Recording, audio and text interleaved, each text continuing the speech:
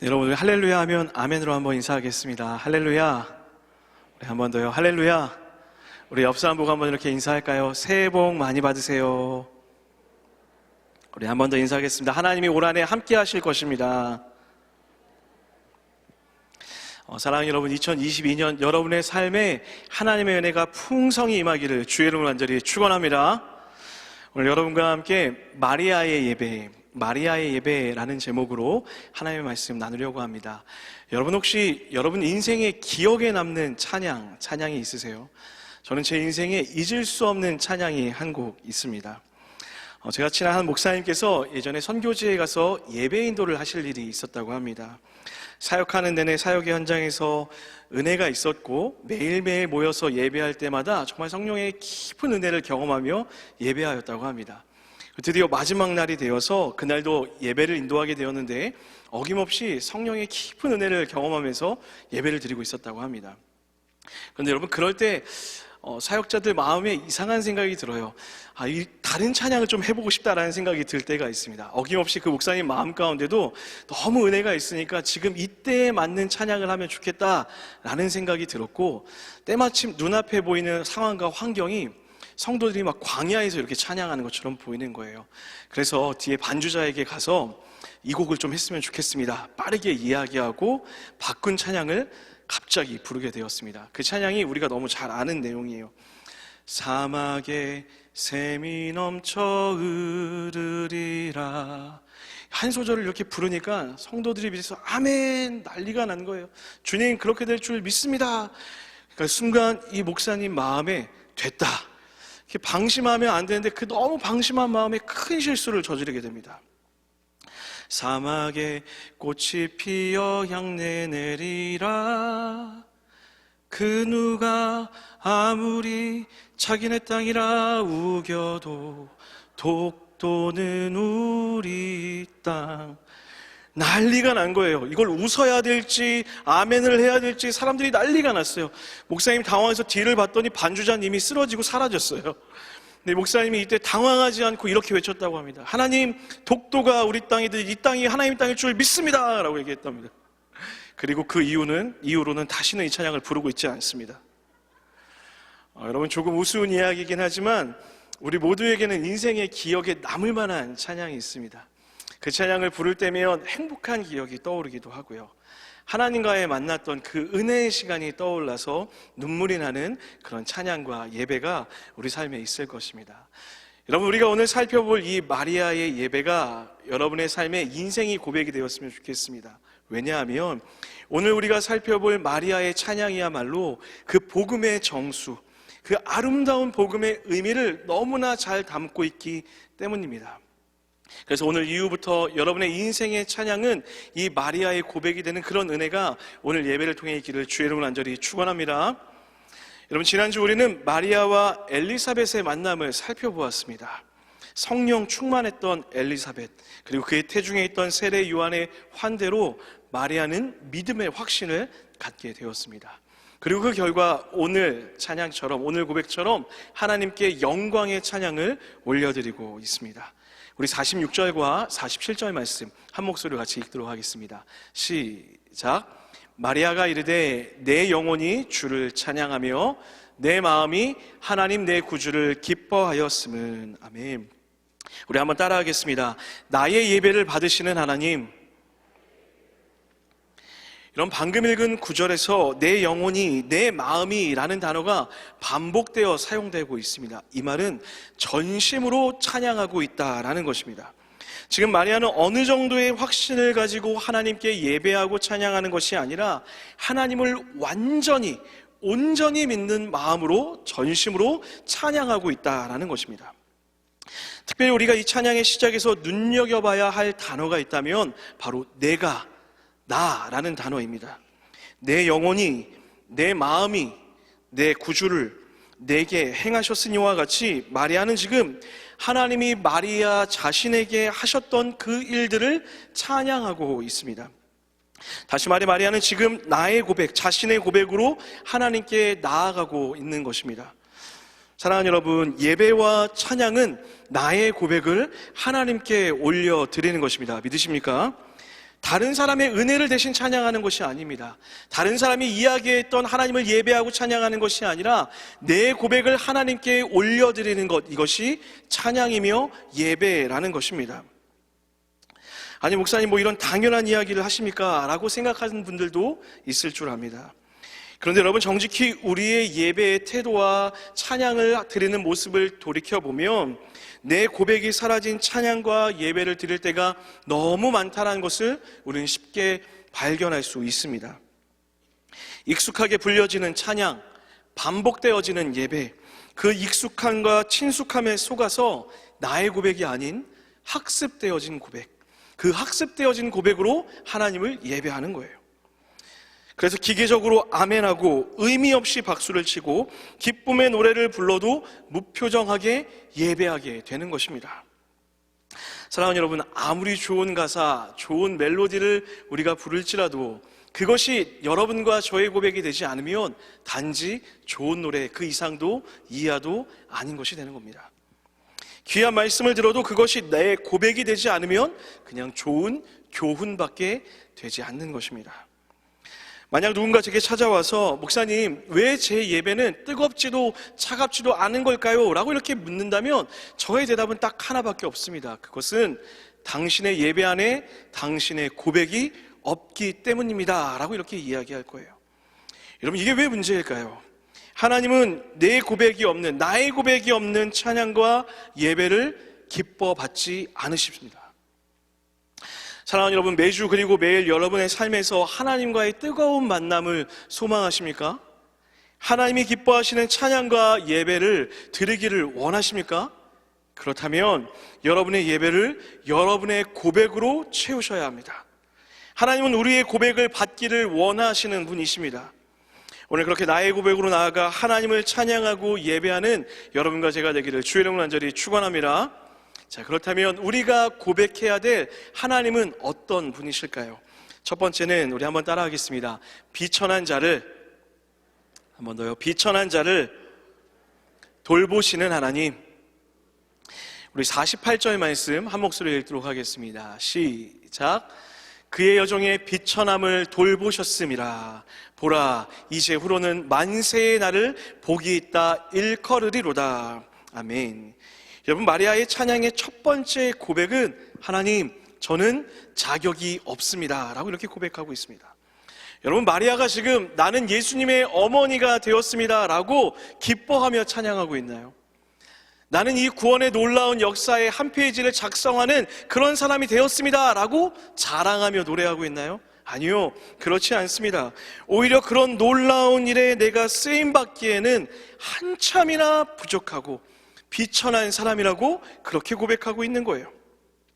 나는 비록 비천한 존재이고 아무것도 아니지만 하나님은 그런 나를 돌보셨고 나를 사용하시며 나를 가치 있게 여기시고 나를 아신다라고 하는 그 기쁨의 찬양을 하나님께 올려드리고 있다라는 것입니다. 여러분, 우리가 하나님을 아는 지식이 늘어나면 늘어날수록 또 하나의 지식이 우리 가운데 생깁니다. 그것이 무엇일까요? 바로 나를 아는 지식, 내가 누구인지를 아는 지식이 같이 늘어나게 되어 있습니다. 그래서 우리가 하나님 앞에 선다라고 했을 때에는 하나님이라는 거울 앞에 선다라는 의미와 동일한 의미를 말합니다. 자, 여러분, 그렇다면 그 하나님의 거울 앞에 보여지는 여러분과 저의 모습은 어떤 모습입니까? 사랑받을 만한 모습입니까? 축복받을 만한 가치 있는 그런 모습일까요?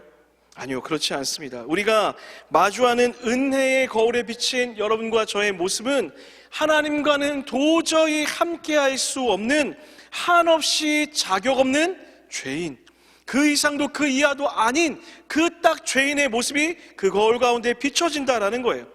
그래서 나는 아무것도 아니며 무가치한 존재이고 온 우주의 먼지와 같이 작고 작은 비천한 존재라는 것을 그 거울 앞에 서서 볼 수밖에 없다라는 것입니다. 그래서 하나님의 도우심이 없이는 살아갈 수 없는 존재, 하나님의 건져내심이 없이는 구원받을 수 없는 사람이 나라고, 비천한 인생이라고 고백하게 된다라는 것입니다. 여러분, 이런 믿음의 태도를 거룩한 자기인식이라고 이렇게 이야기해요. 그리고 이 거룩한 자기인식으로부터 은혜가 시작되는 것입니다. 그렇게 우리가 나의 비천함을 보게 되고 인정하게 될 때 발견하게 되는 하나님, 그 하나님은 어떤 분이십니까? 비천한 우리를 돌보시는 하나님, 긍휼하심으로 구원하시는 하나님을 발견하게 되는 것입니다. 할렐루야. 이런 본문에 사용된 돌보셨다라는 이 단어는 주목하여 아신다, 주목하여 아신다라는 그런 의미입니다.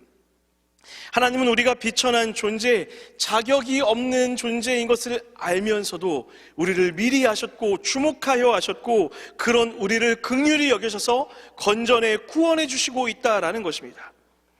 하나님은 내가 나의 비천함을 하나님 앞에 고백할 때에 우리의 눈을 들어 그런 나를 보호하고 돌보시며 나를 긍휼히 여겨 건져내어 구원하시는 위대한 하나님을 마주하게 하십니다. 여러분, 이것이 은혜입니다.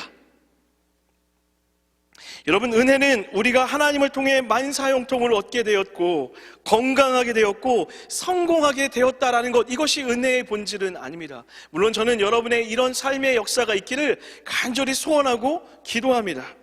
그런데 성경이 이야기하는 진짜 은혜의 본질은 비천한 인생, 죄로 인해 죽을 수밖에 없는 소망 없는 여러분과 저를 돌보셨고 긍휼히 여기셔서 구원하셨다는 것, 이것이 은혜일 줄 믿습니다. 여러분 믿으십니까? 더욱이 이 은혜는 여기서 끝이 나질 않습니다. 하나님은 그 비천한 인생을 사용하셔서 구원의 역사의 도구로, 은혜의 통로로, 복음의 통로로 여러분과 저를 사용하신다라는 거예요. 여러분, 이것이 얼마나 큰 은혜입니까? 자격 없는 자가 하나님의 축복의 통로가 될 수 있다는 것, 이것은 말로 다 할 수 없는 은혜라는 것입니다. 이런 은혜를 알고 믿고 고백한다면 우리는 마땅히 찬양하게 되는 것입니다. 사랑하는 여러분, 오늘 예배가 하나님 앞에 서서 내가 얼마나 비천한 인생인지를 다시 한번 깨닫고 그런 나를 돌보셨으며 긍휼히 여기셔서 구원해 주시는 그 하나님의 은혜, 하나님의 구원의 축복의 통로로 사용하시는 것에 감격하여 찬양하는 여러분과 제가 되기를 주의 이름으로 간절히 축원합니다. 여러분, 그런가 하면 우리가 고백해야 되는 두 번째 하나님은요, 한 번 더 따라하겠습니다. 역전의 하나님. 우리 51절에서 53절까지 말씀 같이 한번 읽도록 하겠습니다. 시작. 그의 팔로 힘을 보이사 마음의 생각이 교만한 자들을 흩으셨고 권세 있는 자를 그 위에서 내리치셨으며 비천한 자를 높이셨고 줄이는 자를 좋은 것으로 배불리셨으며 부자는 빈손으로 보내셨도다. 아멘. 마리아의 찬양은 단순히 자기 자신에게만 머물러 있지 않았습니다. 이제 마리아의 눈은 하나님이 하시는 그 위대한 일들로 그것이 옮겨집니다. 여러분, 하나님이 어떤 일을 하셨습니까? 하나님은 하나님 앞에서 높아진 교만한 자들을 흩으셨습니다.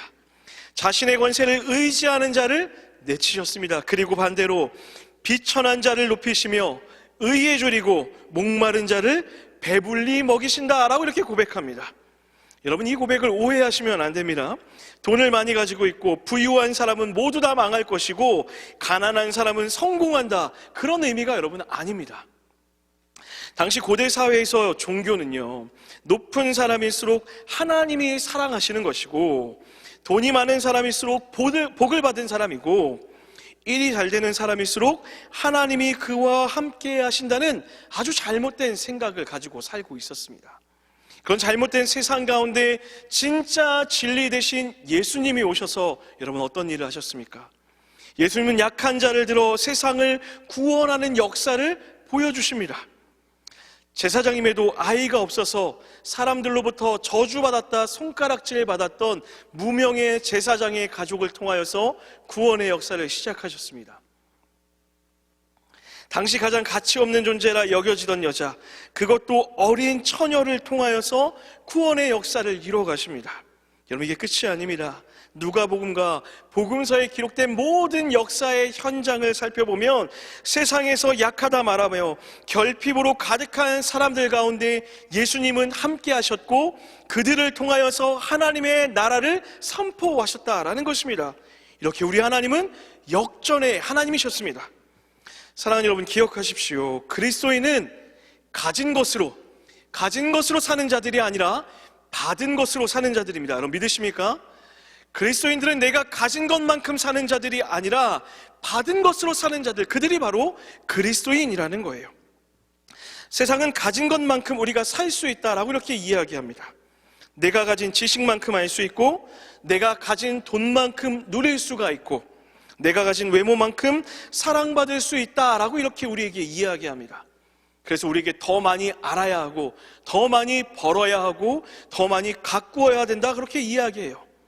그런데 그렇게 가지고 또 가지면 더 누리고 행복해지는 것이 아니라 오히려 허무해지는 역설을 경험하는 것이 세상입니다. 사랑하는 여러분, 제가 장담합니다. 여러분이 지식을 많이 쌓았다고, 여러분이 돈을 더 많이 가지게 되었다고, 또 여러분의 외모가 아름다워졌다고 이 땅에서 하나님의 나라를 더욱더 풍성히 누리는 것이 절대로 아닙니다. 여러분, 그리스도인은 가진 것으로 하나님의 나라를 누리는 것이 아니라 받은 것으로 하나님의 나라를 누리며 살아갈 수 있습니다. 그렇다면 여러분과 제가 받은 그것이 무엇입니까? 사랑하는 여러분, 우리는 하나님의 은혜를 받은 자입니다. 믿으십니까? 그 은혜로 가지고 살아가는 자들입니다. 그리고 그 은혜를 고린도전서에서는 이렇게 이야기하고 있습니다. 우리 믿음의 고백으로 함께 있습니다. 시작. 하나님께서 세상에 미련한 것들을 택하사 지혜 있는 자들을 부끄럽게 하려 하시고, 세상에 약한 것들을 택하사 강한 것들을 부끄럽게 하려 하시며, 하나님께서 세상에 천한 것들과 멸시받는 것들과 없는 것들을 택하사 있는 것들을 폐하려 하시나니, 이는 아무 육체도 하나님 앞에서 자랑하지 못하게 하려 하심이라. 할렐루야. 사랑하는 여러분, 여러분은 어떤 삶을 살고 계십니까? 돈도 없고 백도 없고 재능도 없다 생각하시나요? 그래서 내 삶은 참 무능력하다 생각하며 살고 계십니까? 사랑하는 여러분, 역전의 명수 되신 하나님께서 여러분의 능력이 되십니다. 할렐루야. 매일 그저 쳇바퀴 돌듯 하는 직장 생활과 경제적인 압박을 가지고 살아가고 계십니까? 열심히 일을 하고 돈을 모으기 위해 애쓰지만 여전한 그 공허함 가운데 살고 계십니까? 하나님이 소망 없는 여러분의 삶의 의미가 되어주시고 놀라운 가치로 여러분의 삶을 채워주실 것입니다. 혹시 나는 부모 복도 없고 남편 복도 없고 아내 복도 없다, 복이란 복은 하나도 없다라고 생각하고 계십니까? 하는 일마다 안 돼서 나는 그냥 안 되는 삶인가, 그렇게 절망에 빠져 계십니까? 하나님이 여러분의 삶을 들어서 만세의 복이 있다 축복하실 것입니다. 왜냐하면 여러분과 제가 믿고 있는 그 하나님이 역전의 하나님이시기 때문입니다. 여러분, 누가복음 7장을 보면 나인성 과부의 아들이 죽음의 이야기가 펼쳐지고 있습니다. 하나밖에 없었던 아들, 남편도 없고 유일하게 의지하며 살았던 그 아들마저 죽게 되자 이 여인의 삶은 비천한 삶이 되었습니다. 그래서 많은 사람들이 이 여인에게 찾아와 위로하며 격려하며 그 장례를 함께 치르고 있었습니다.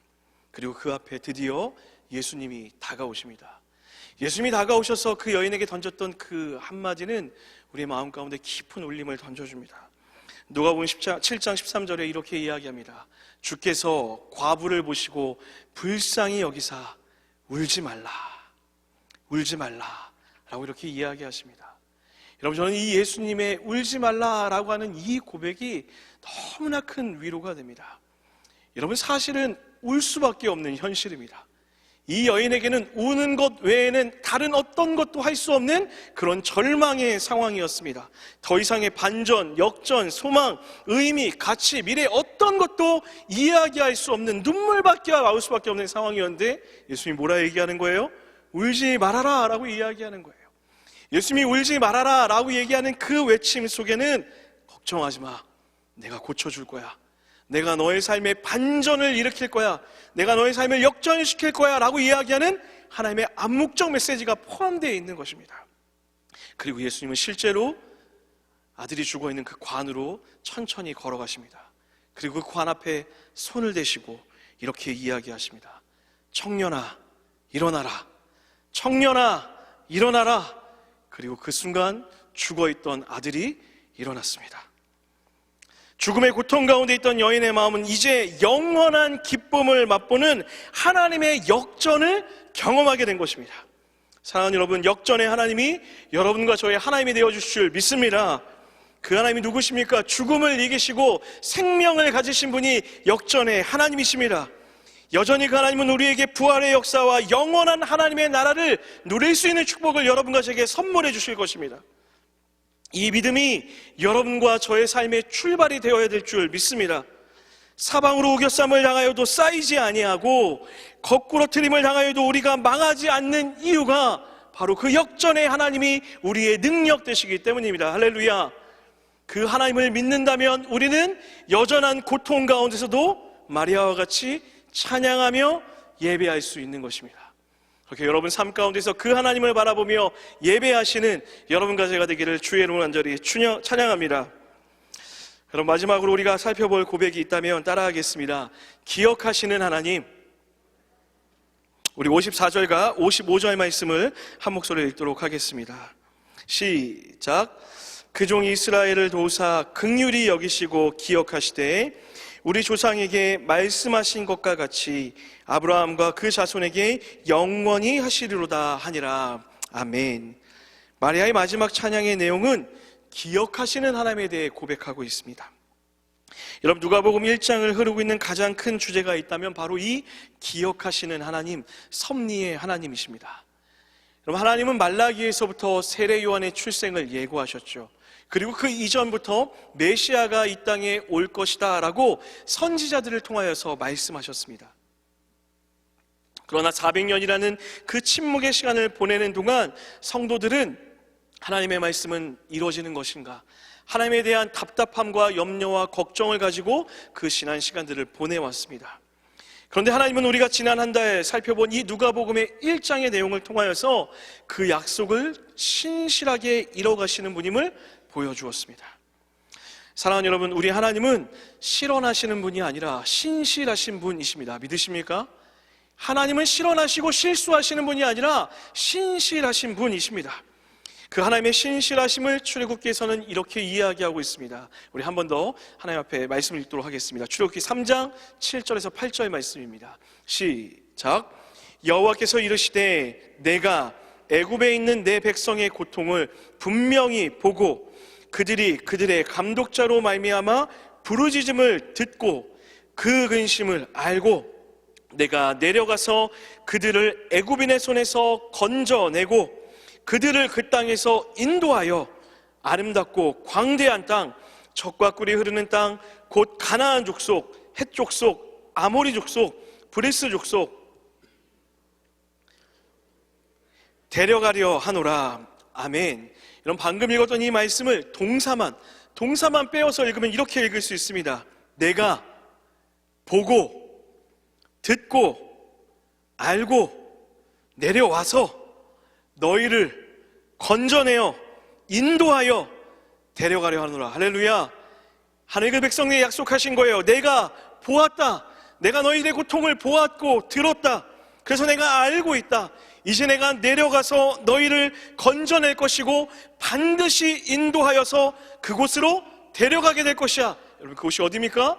하나님의 약속의 땅으로 데려가겠다. 하나님이 약속하고 계신 것입니다. 사랑하는 여러분, 이것이 여러분과 제가 믿고 있는 하나님이십니다.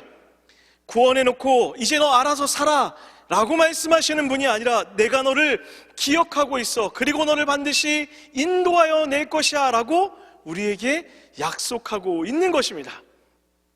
이런 때로는 삶을 살다 보면 답답한 순간이 찾아올 때가 있습니다. 기도에도 하나님의 응답이 없는 때가 있습니다. 그래서 하나님이 내 기도에 응답하시는 걸까? 내 기도를 들으시는 걸까? 답답한 마음을 가지고 살아가는 때도 여러분과 저의 삶 가운데 분명 있을 것입니다. 여러분, 그때마다 이 말씀을 기억하십시오.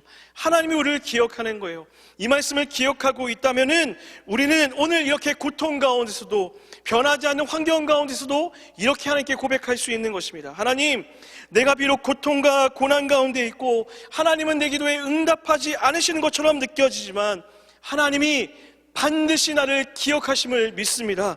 그리고 그 하나님의 뜻은 반드시 이루어질 줄을 믿습니다.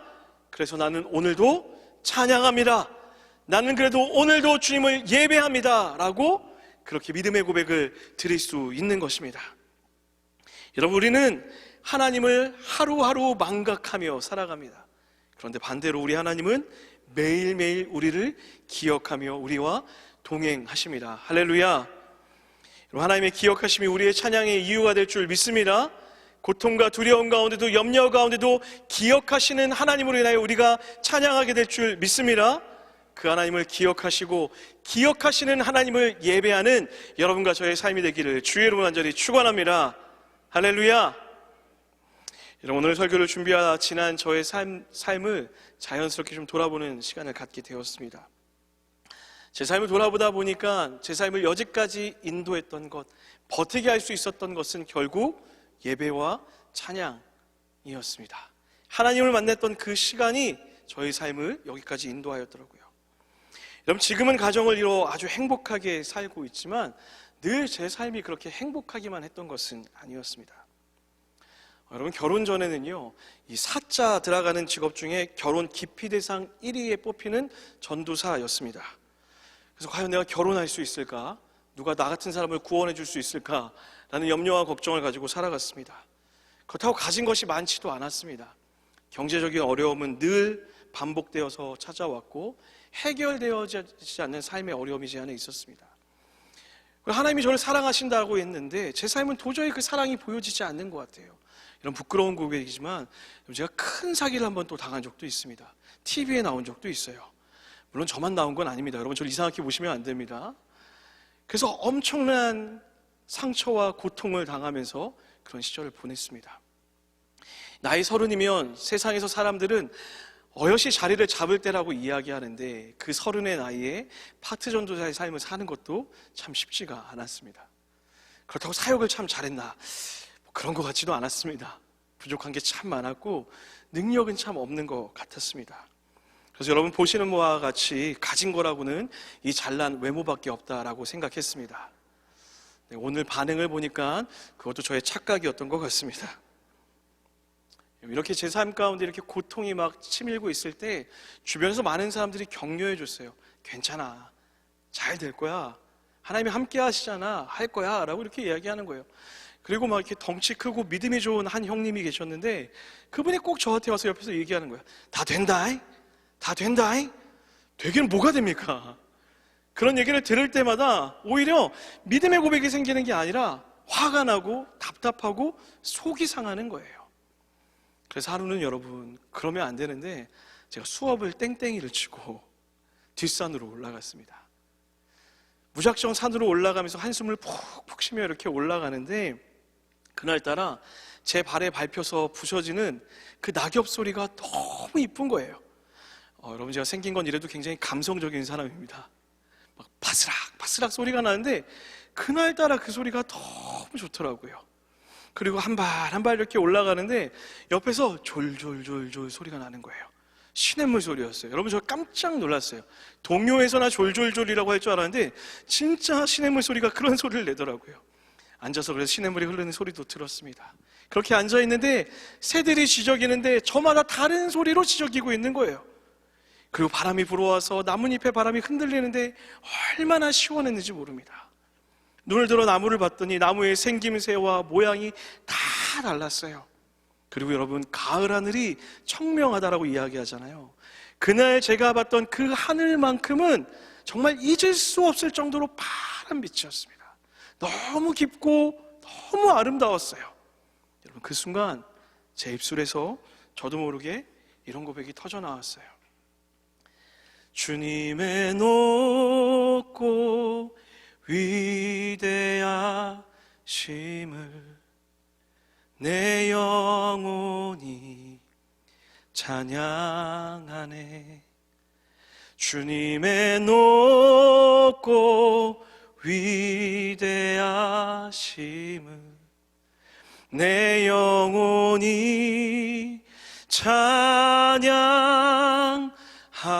찬양하네. 하나님, 이 모든 것 하나님이 지으셨죠. 내가 밟히는 이 낙엽도 주님이 지으신 거죠. 흘러가는 이 물들도 하나님이 흐르게 하시는 거죠. 지저귀는 저 새들도 주님이 지으신 거죠. 저 파랗고 청명한 저 하늘도 하나님이 지으신 거죠. 하나님 정말 위대하시네요. 하나님 정말 놀라운 분이시네요. 하나님 정말 아름다운 분이시네요. 제가 그렇게 하나님의 놀랍고 위대하심을 찬양하기 시작했어요. 그리고 여러분, 그 고백 뒤에 저에게 이런 고백이 터져 나왔습니다. 그 아름답고 위대하신 하나님, 그 하나님이 나의 하나님이어서 감사합니다.